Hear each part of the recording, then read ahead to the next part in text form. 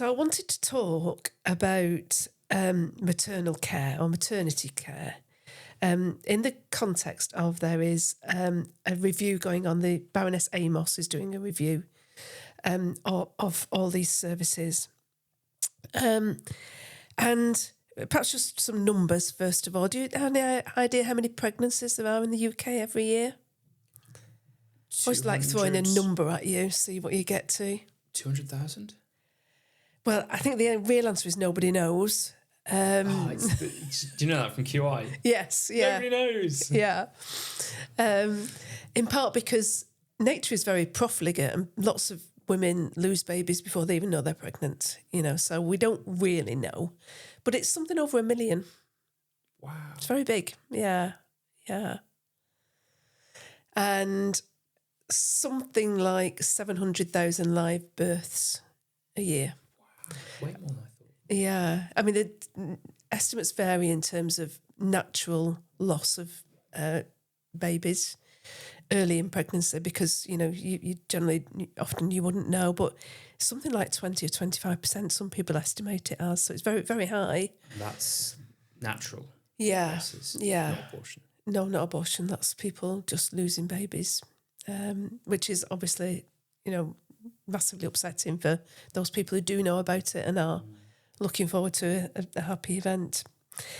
Even more upsetting is there's about 2,500 stillbirths every year, and obviously having to go through labour and have a stillborn child must be so devastating.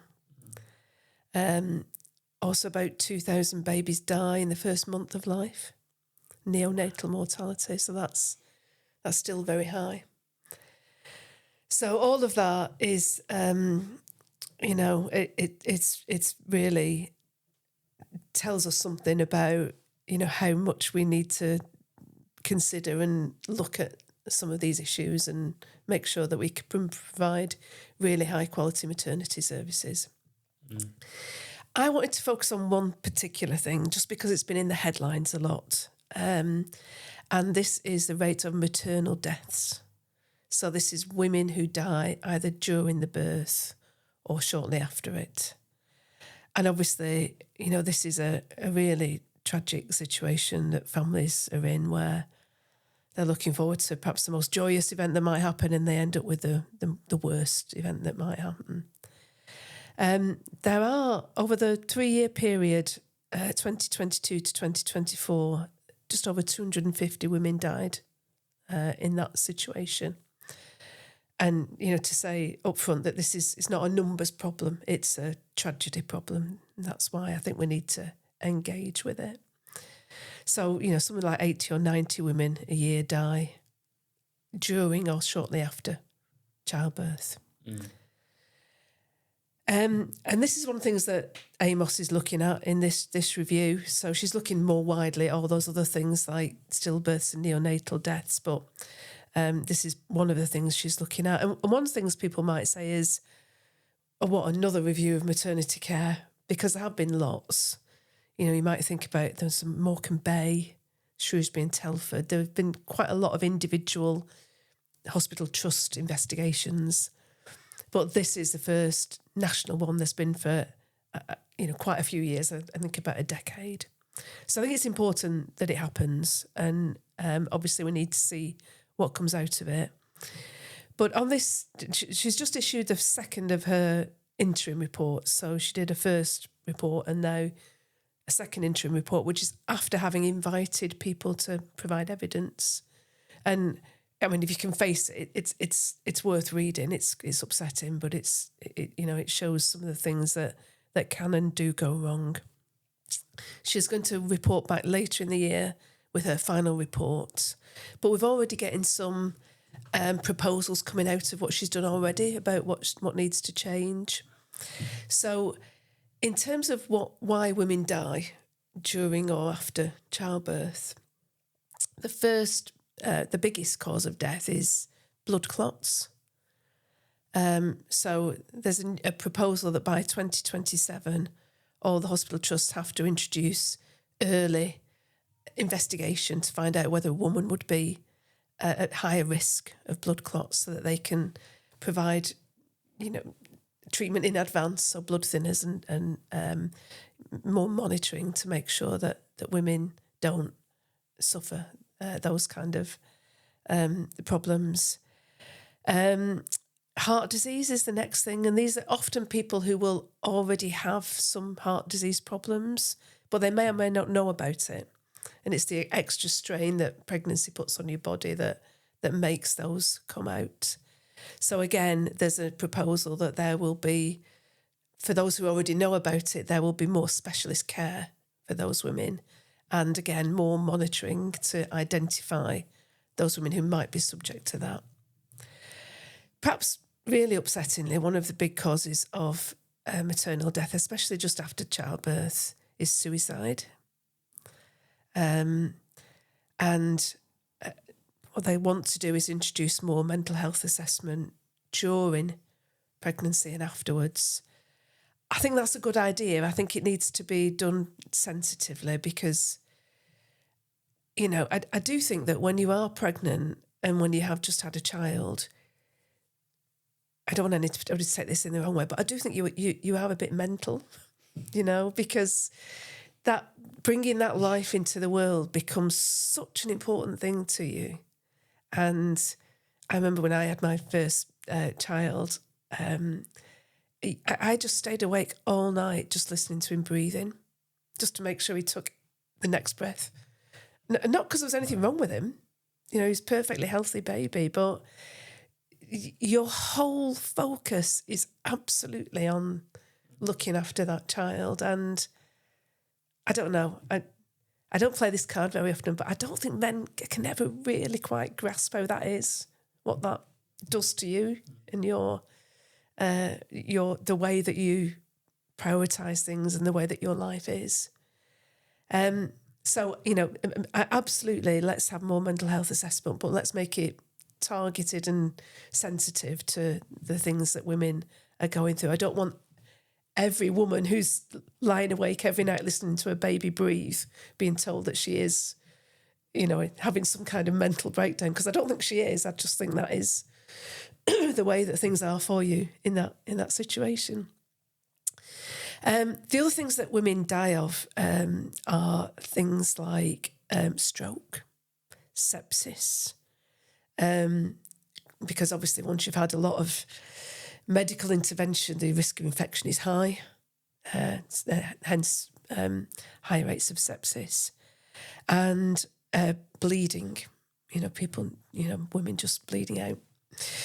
So, all of those things require really targeted care. And we talked earlier, didn't we, in a jokey way about how to remove the barriers to people having children. And I think one of the things that we can do is to provide the best, the most high quality maternal care, so that women who are thinking about having a child don't hear all these horrible nightmare stories that actually are coming out of this review. So as I say, that's all. It's all quite sensitive and tricky things to talk about, but I think it is stuff we do need to talk about. Sorry if I'm bringing you down. Who commissioned the review?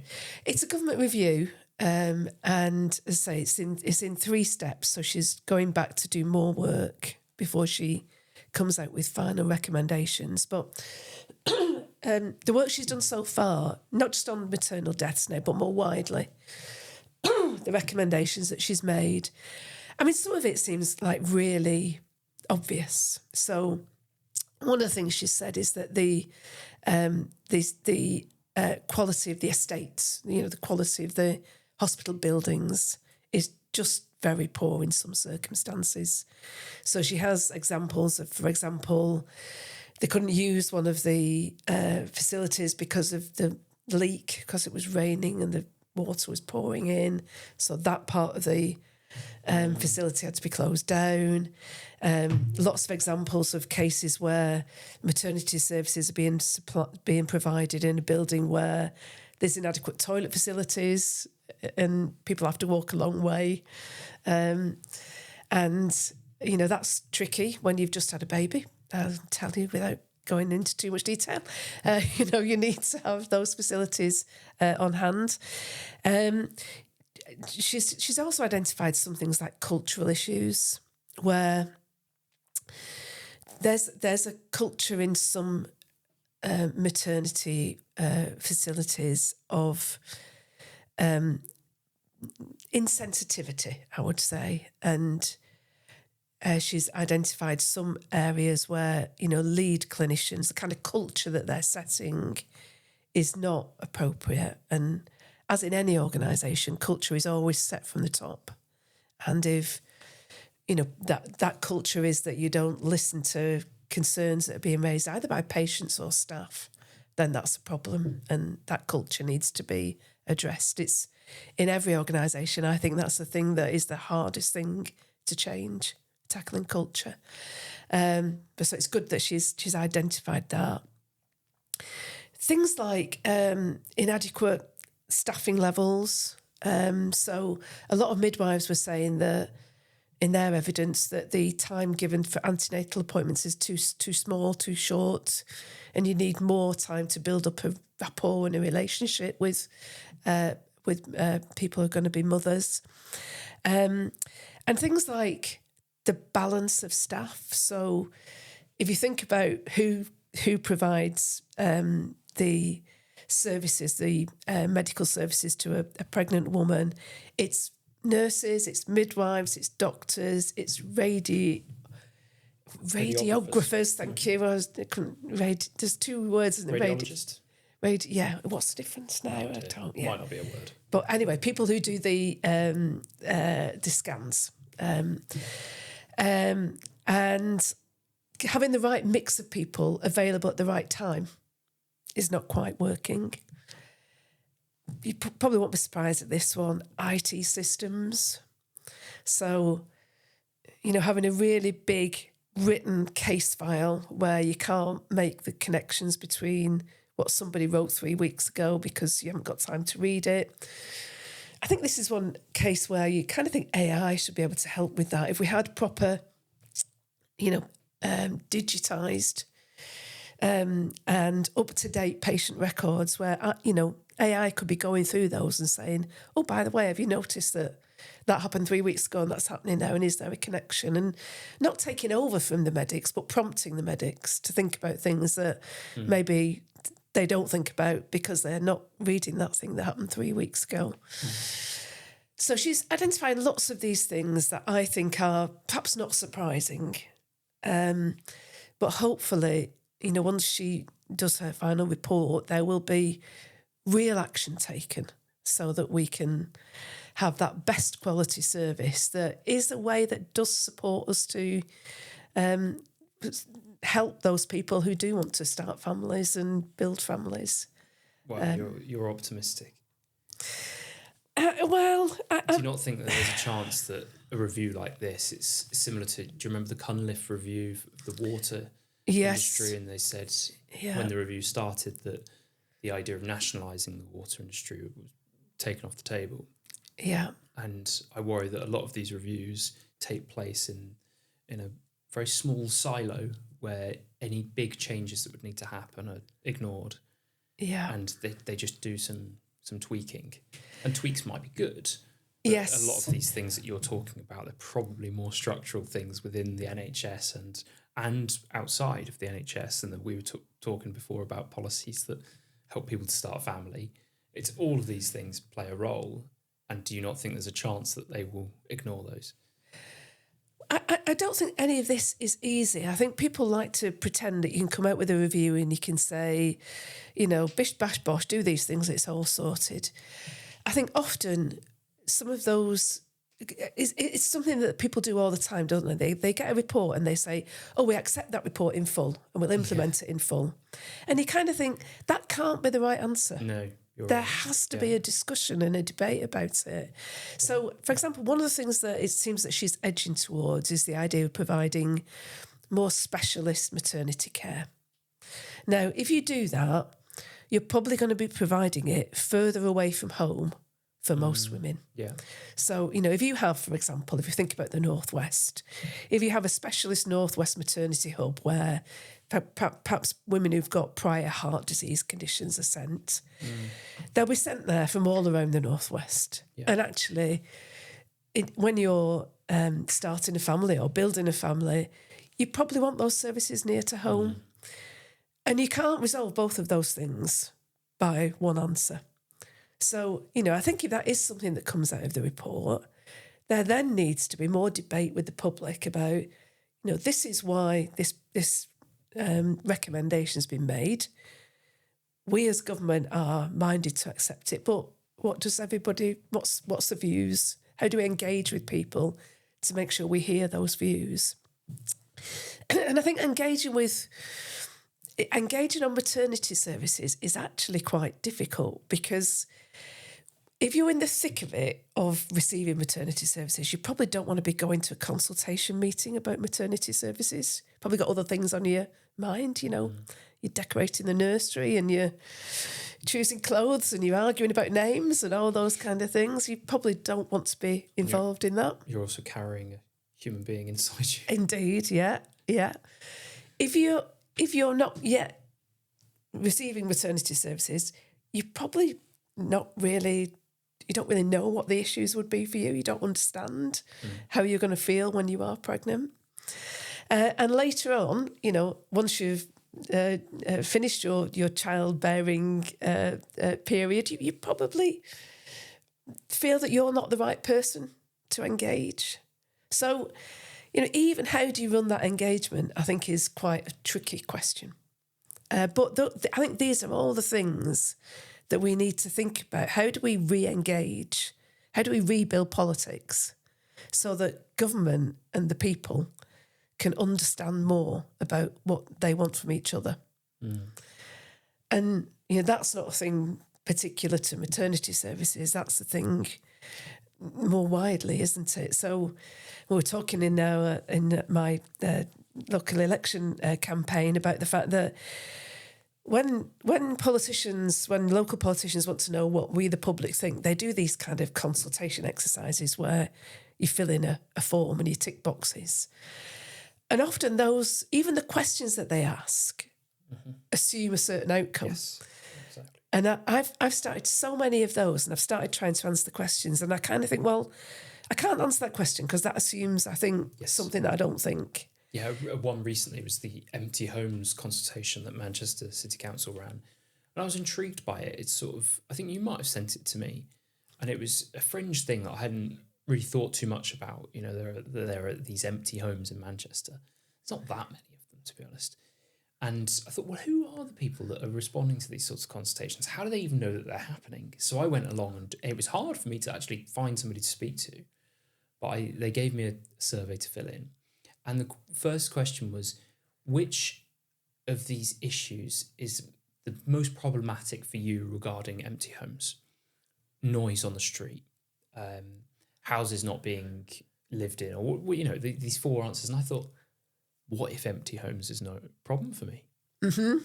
They've not considered that, right? And they have this idea, and the council, and I spoke to them about it within the housing department of Manchester City Council, this council officer that was working there, and we talked at length about housing, and I realised, right, okay, they've got a preconceived notion of what this thing is, which is empty homes are a real problem.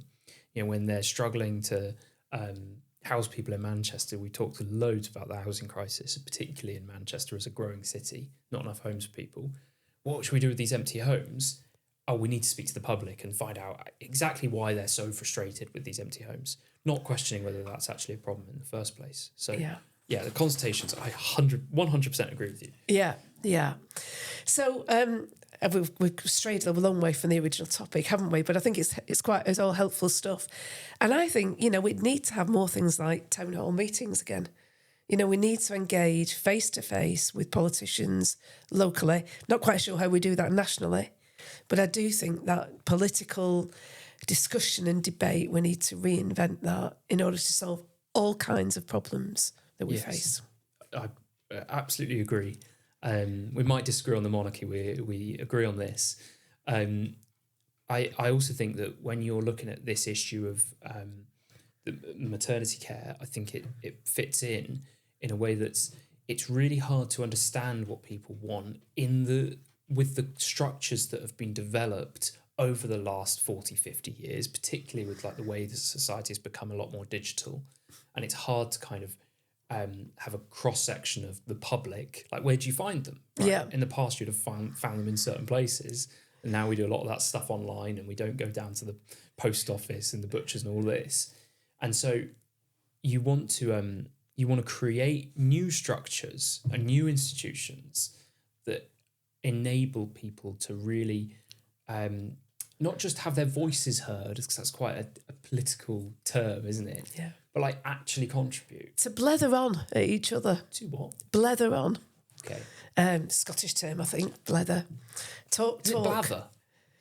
Well, I think they pronounce it blether. Is that right? Yeah. Okay. Perhaps Scottish listeners can let us know. But this is, and just like in the first section where I was talking about the policies of these new parties and the way that the political landscape is changing, this is something that's interesting about the era we're in politics, particularly in Britain, is that it might seem like all doom and gloom, but it's being rebuilt. It's being destroyed and rebuilt, right?